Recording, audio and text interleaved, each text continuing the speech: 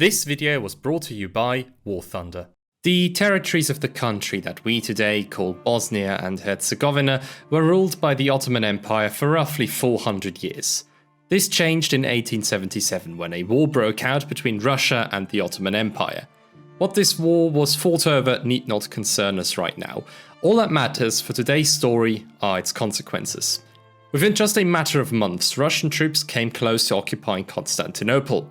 The Ottoman Sultan had no choice but to sign the Treaty of San Stefano, which would have massively increased the land area of Bulgaria, Russia's client state in the Balkans. The other European powers, notably Britain and France, were worried by the prospect of an increase in Russian influence in the Balkans and sought to revise the treaty. And so at the Congress of Berlin in 1878, the borders were once again redrawn. As a result of the Congress, Romania became fully independent, alongside Serbia and Montenegro. Bulgaria was cut down to size, Britain gained Cyprus, and Bosnia and Herzegovina were to be occupied and administered by Austria-Hungary. For the time being, however, Bosnia and Herzegovina would formally remain under Ottoman rule, even though the Sultan no longer had any say in local matters. Why was Austria-Hungary so interested in mountainous, rural, and poverty-struck Bosnia and Herzegovina? There were three main reasons for this. After the unification of Italy and Germany, the Habsburg Empire lost its position of power in this part of Europe, and the declining Ottoman Empire seemed to offer the perfect opportunity for imperialist growth. Secondly, Bosnia and Herzegovina harbour a vast reserve of both coal and various ores, which could prove to be useful in the Austrian economy.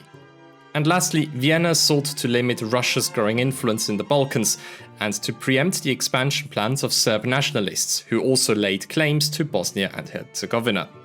In April 1879, Austria-Hungary and the humiliated Ottoman Empire signed a secret agreement on how Bosnia and Herzegovina should be ruled from that moment on.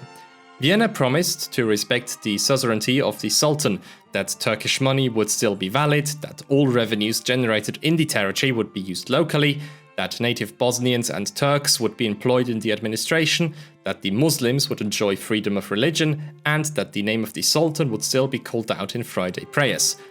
Ultimately, however, only the last two promises were kept. Whatever little hope the Sultan still held that he might one day receive Bosnia back was squished in 1881 when Austria-Hungary joined the Three Emperors League with Russia and Germany. As part of this secret neutrality treaty, Austria-Hungary received the right to annex the provinces at whatever moment she shall deem opportune. Bosnia wasn't directly incorporated into Austria or Hungary, but instead turned into a so-called condominium under the joint control of both countries. The Common Minister of Finance made the direct policy decisions, while a local military governor was the lawful chief authority. The Ottoman laws were gradually replaced, and the administration grew massively. By the early 20th century, more than 9,500 civil servants worked in Bosnia, and soon nobody was to be safe from the infamous Habsburg bureaucratic machinery. While Bosnia and Herzegovina were without a doubt fully integrated into the Austro-Hungarian state, the territory was still technically a part of the Ottoman Empire, and thus Vienna had to wait for an opportunity to formally annex the land. But before we move on, a quick word from today's sponsor, War Thunder. War Thunder is the largest and most extensive vehicle combat game ever made. It allows you to take control over more than 2,500 tanks, planes, helicopters and ships of 10 major nations from the 1920s up until our modern era. And the best part about it, you can play it for free on both PC and consoles. War Thunder gives you the option to customize all of your vehicles with near endless camouflages, historical markings and decorations. Many of them were even designed by the community, of which more than 70 million people from around the world are a part of. The game's realistic graphics, convincing sound effects and the attention to detail all make for an incredibly immersive experience which will make you feel like you're in the midst of battle. What I personally like is that the game has something in store for everybody. If you're more of an arcade player, you can enjoy fast-paced matches with enhanced vehicle performance and simplified physics, while simulator mode is for those who want to enjoy the most realistic experience possible. Then there's also realistic mode, which strikes a perfect middle ground between the two. So, what are you waiting for? Play War Thunder for free on PC, PlayStation or Xbox right now by using my link in the pinned comment or in the video description. New and returning players that haven't played in 6 months will also receive a massive bonus pack across all platforms that includes multiple premium vehicles, the exclusive vehicle decorator Eagle of Valor, 100,000 silver lions, and 7 days of premium account. It's available for a limited time only, so be quick. The question of who should rule over Bosnia was once again hotly debated in the first decade of the 20th century, as Serbia began to demand the land for itself. Initially, the relations between Austria-Hungary and Serbia had been very good, and in the last 2 decades of the 19th century, both economies became closely intertwined. This changed in 1903 when King Alexander I and his wife were brutally murdered by nationalist officers. He was replaced by a certain Peter Karađorđević, and Nikola Pasic became the prime minister. The new regime in Belgrade was very hostile to the Habsburg monarchy, and relations quickly deteriorated. Serbia began to import armaments from France and established closer contacts to Russia. The international support was well needed because the Serb nationalists in the government had huge ambitions.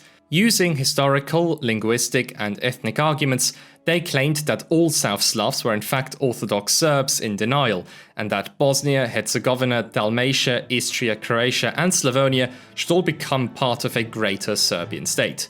All these territories lay within the Habsburg realm, which contributed little to building up a sustainable relationship based on understanding and dialogue. The Serb press in Belgrade and Sarajevo constantly encouraged the Serb people in Bosnia and Herzegovina to rise up against the empire. Within just a few years, the comparatively small kingdom of Serbia had become Austria-Hungary's most hazardous neighbour, and the potential of an armed conflict between the two nations became bigger by the day. But the Serb nationalists were not the only ones that could be blamed. The Austro-Hungarian foreign diplomats also did very little to salvage the situation, and in fact only made it worse. An embargo was imposed on Serbian livestock and grain to put pressure on the rebellious neighbour, which in modern historiography is known as the Pig War. In October 1906, the foreign minister Agenor Gorbuchowski, who had attempted to maintain friendly relations with Russia, resigned after being accused of damaging the economic interests of the Hungarian aristocrats. He was replaced by Alois von Ehrenthal, a Bohemian nobleman who had served as the ambassador to Russia in St. Petersburg. Ehrenthal was of the opinion that Austria-Hungary should increase its influence over the Balkans, and he proposed the construction of a railway line between the Bosnian border town of Vardiste to the Aegean port of Saloniki. Russia feared that this would damage the balance of power on the peninsula and filed an objection. Britain was also not too fond of this plan, and so, fearing an unnecessary increase in tensions, Ehrenthal cancelled his plans. One man, however, who was not scared of an armed conflict at all whatsoever, was the new chief of staff, Konrad von Hötzendorf. Hötzendorf was this almost stereotypical militarist who was only too proud to showcase his manliness to everyone around him. Very much to the dismay of his contemporaries, he demanded a preemptive war of aggression against the neighbouring countries whenever a diplomatic challenge arrived. He was proud of his reputation as a hardliner who could not be negotiated with, as he deemed it to be the pinnacle of manliness and sturdiness. In 1907, he demanded the invasion and annexation of Serbia, a country which he labelled as a constant focal centre for all aspirations and machinations aimed at the separation of all South Slavic territories from the empire. Some historians, like Christopher Clark, suggest that Hötzendorf's warmongering might have its origins in a romantic relationship. He was a timid and insecure person who suffered from depression ever since his wife's death. Sometime in 1907, however, he began an affair with the married Gina von Reininghaus. He fell head over heels in love with her, but he knew that marrying a prominent woman who had been married to an influential industrialist wouldn't exactly be considered honourable in his time. He hoped that by starting a conflict and by proving that he was a war hero, he could finally get her. This relationship became the centre of Hötzendorf's life, and it eclipsed all other military and political questions in his life. Unlike Konrad von Hötzendorf, Alois von Ehrenthal didn't want to start a preventive war with Serbia. He had a better idea of how to solve the conflict over Bosnia and Herzegovina.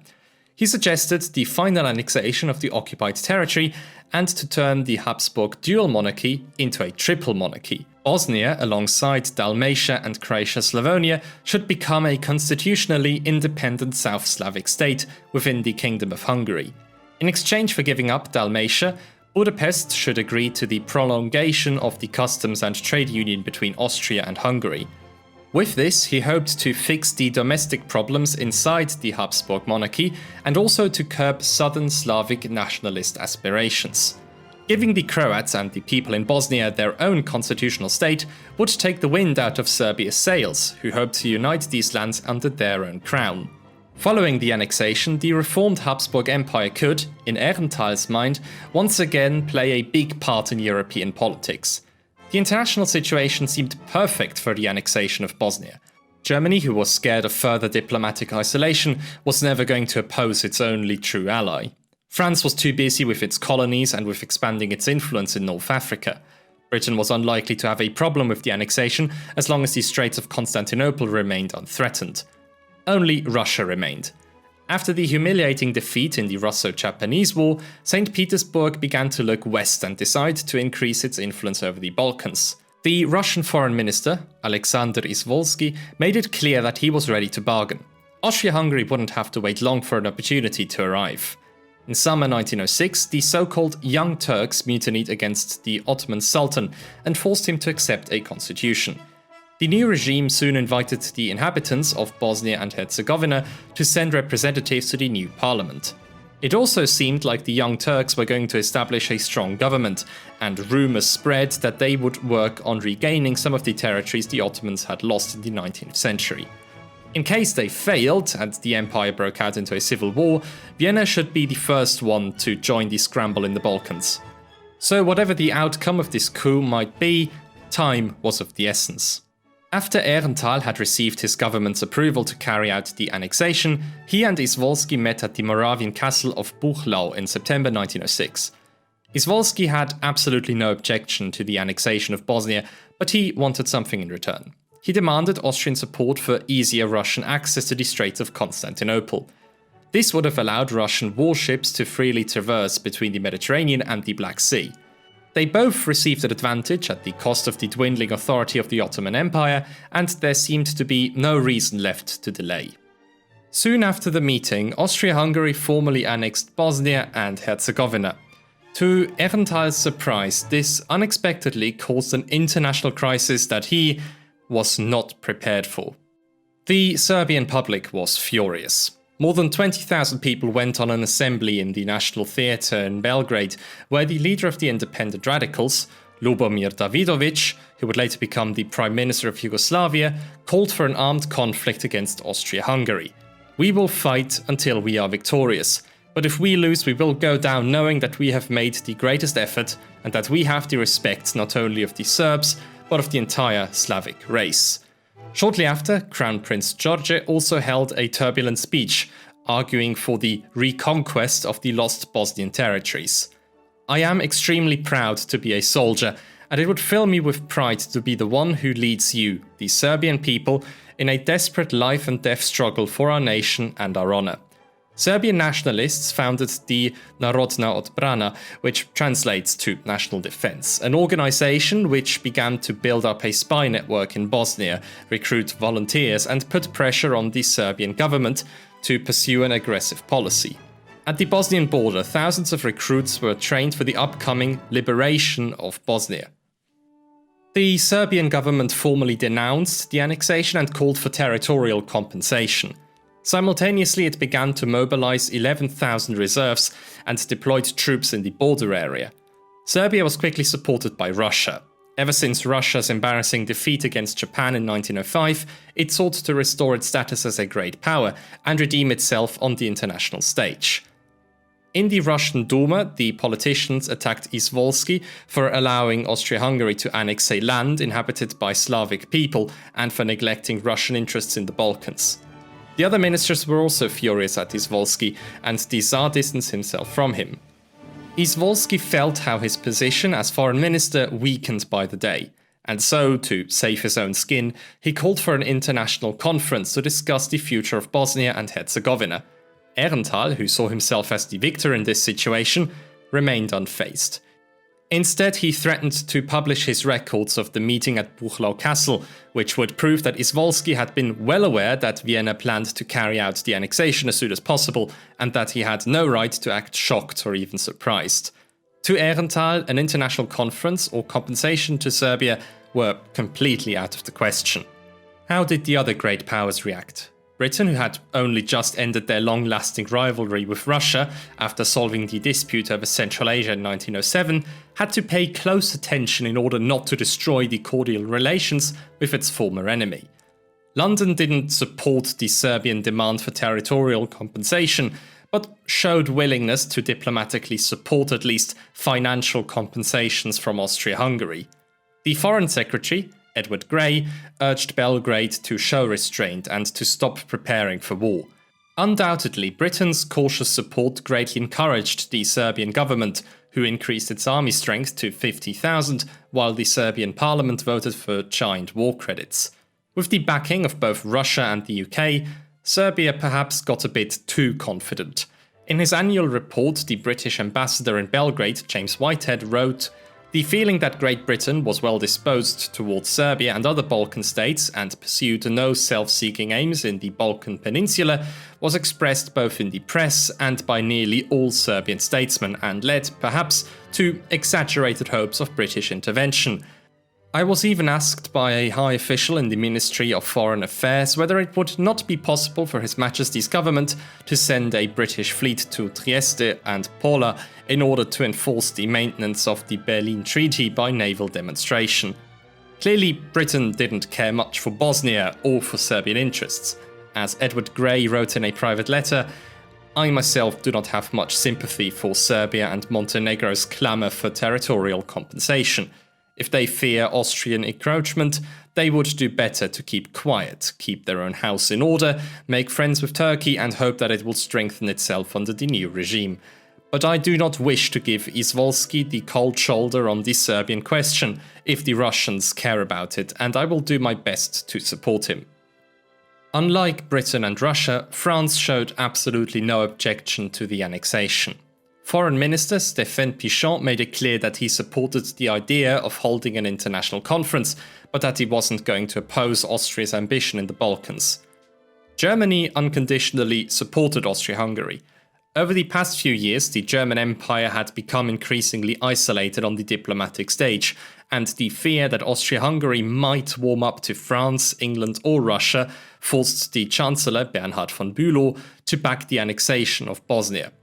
The German government declared that it didn't support Serbia's or Russia's demand for compensation, and while it didn't reject the idea of holding an international conference, it also emphasized that Germany would only agree to such a conference if it only ratified the annexation instead of discussing it. So essentially, an international conference would have been completely pointless. As the Bosnian question remained unsolved, tensions across Europe rose. And one man couldn't wait for this big diplomatic crisis to turn into a bloody war.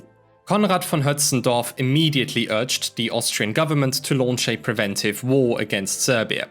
In his eyes, Austria-Hungary could easily beat Serbia and Montenegro in an armed conflict, and Italy as well, should it decide to intervene. With support from Germany, even Russia could be defeated. He managed to convince the government to prepare for war. He ordered new weapons and ammunition, moved troops into Bosnia and along the Serbian border, and made preparations to mobilize troops in Galicia in case of a Russian offensive. Archduke Franz Ferdinand was clearly appalled by Hötzendorf's aggressiveness and called for restraint. In a letter to Konrad's adjutant, he wrote, "He must stop warmongering.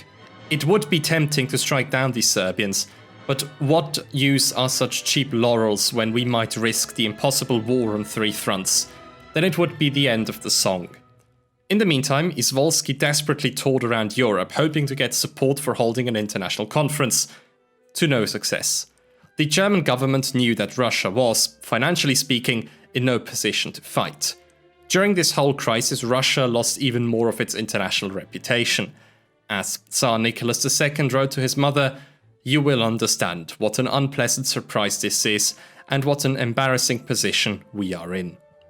During winter, the threat of war died down, but diplomatic negotiations continued.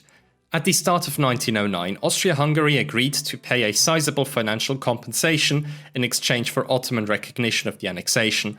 With that, Constantinople was satisfied.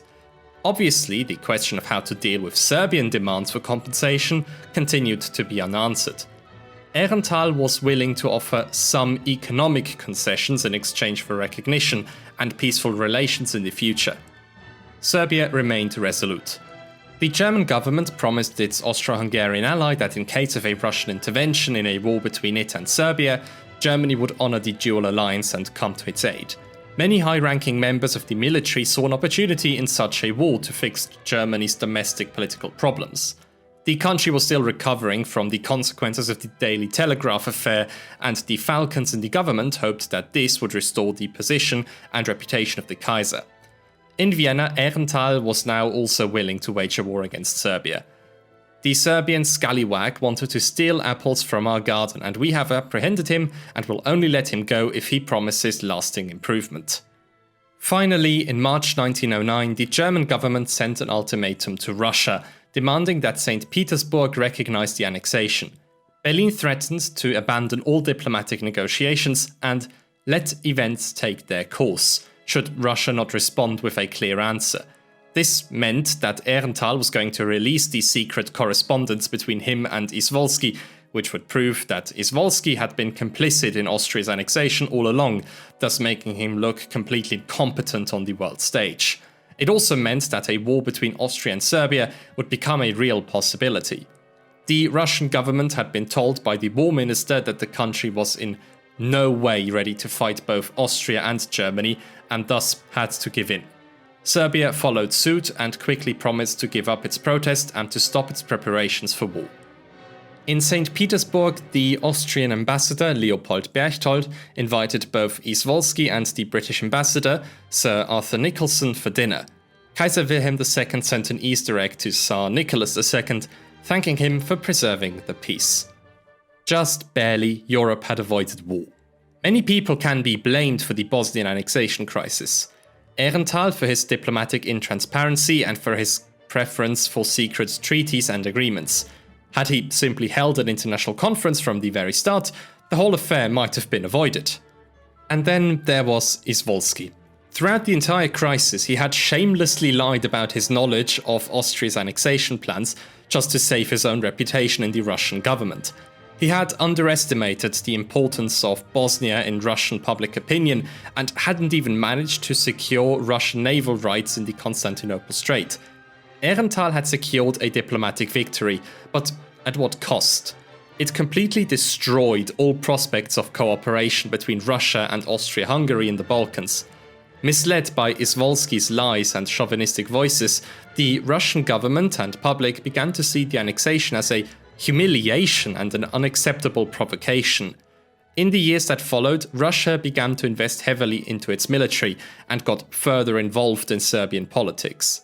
The new Russian ambassador in Belgrade, Nikolai Hartwig, a convinced pan-Slavist, worked hard on steering Serbian public opinion against the Habsburg Empire. Tensions between Austria-Hungary and Serbia would not recover until the start of World War I. Hötzendorf's wish to wage a war and to prove himself as a hero didn't come true. In a letter to a friend he wrote, "With this resolution of the Balkan crisis, 1,000 hopes are buried for me. I have also lost the joy in my profession, and thus lost that which has sustained me in all circumstances since the age of 11. A bit dramatic, but at least he concluded that Austrian mobilization paired with a German ultimatum could make Russia and Serbia back down, a lesson that would prove to be fateful in July 1914. Aehrenthal was obviously content with himself, but he made virtually no effort to reconcile with the Russians. Instead, he wrote about Izvolsky, "These controversies with this black-hearted ape bore me, and I have decided not to reach out to him." He wouldn't remain the Austrian foreign minister for much longer, as he died of leukemia in 1912. Still, his hostile views against Russia and Serbia, and his insistence on Austria-Hungary having to play a major role in European politics, would largely influence the next generation of Austrian diplomats, who later played a role in the start of World War I. And finally, to demonstrate just how badly the relations between Austria and Serbia had been damaged in the annexation crisis, we're going to take a look at a scandalous court case. In the regional council in Agram, a city which we today call Zagreb, a Serbo-Croatian coalition had been ruling since 1906. The Serbo-Croatian coalition advocated for a stronger cooperation between the various South Slav peoples of the empire and often came into conflict with the Hungarian state. There was always this suspicion in the Austrian government that some members of the coalition might secretly be working for Serbia, and during the paranoia created by the annexation crisis, the Habsburg state decided to act. 53 members of the coalition were accused of treason. They had, allegedly, attempted to detach the South Slavic territories from the empire and to make them a part of Serbia. Simultaneously, the historian Heinrich Friedjung published an article in the renowned newspaper Neue Freie Presse and accused 3 politicians in the coalition of having received funds from Belgrade. Friedjung claimed that he had seen confidential documents that could without a doubt prove these allegations. The Agram Trial, which lasted from March to November 1909, was a judicial disaster. As a result, all 31 sentences would later be revoked. It turned out that the confidential documents that Friedjung had seen were actually blatant fabrications. He had received these documents from the Austrian embassy in Belgrade, who had in turn received them from a Serbian double agent. It is highly unlikely that the Austrian authorities under Aehrenthal didn't know that these documents were faked, but considering the circumstances, they might have been carried away by a feeling of paranoia. The Agram trial only further damaged the relations between Austria and Serbia. The Austro-Hungarian diplomat in Belgrade, Johann Forgach von Gümes und Gatsch, was quickly accused of purposely spreading the fabricated documents in order to discredit the Serbo-Croat coalition. One prominent defender of this idea was the lawyer of the accused, Tomáš Masaryk. Over the following years, he constantly uncovered new revelations in regard to Forgach's role in the scandal, of which not all were true. Masaryk got a lot of his information from the leader of the Serb Foreign Office, Miroslav Spalajković. Spalajković supplied Masaryk with as much information as possible in order to publicly denounce Austria-Hungary on the world stage. He was also a very close friend of Nikolai Hartwig, and the two often met for dinner. Understandably, Forgach came to detest Spalajković and ordered the entire Austrian delegation in Belgrade to keep away from him. In a letter to Aehrenthal, Forgach wrote about Spalajković, "Moreover, the man, who is always overly tense, is not entirely sane in some respects. His hatred of the monarchy has almost developed into a mental illness since the annexation." Again, thank you to War Thunder for sponsoring this video. Play it for free right now on PC, PlayStation or Xbox by using my link in the pinned comment or in the video description. New and returning players that haven't played in 6 months will receive a giant bonus pack across all platforms, including multiple premium vehicles and other goodies. This offer is only available for a limited time, so make sure not to miss it. Alright then, dankeschön for watching and hopefully you liked today's video. If you did, a like and a subscribe would be well appreciated. A special and heartfelt thanks goes out to my very generous supporters on Ko-Fi. A Cup of Tea, Tristan Kriegsmann, Ryan Layton, Philipp Marchewka, Marius Gerling, the Grand Duke of Sealand, Luca Drohle, Wienweh, Pseudoriser and Lyle Furphy. You are bloody fantastic. Have a very nice day and see you next time.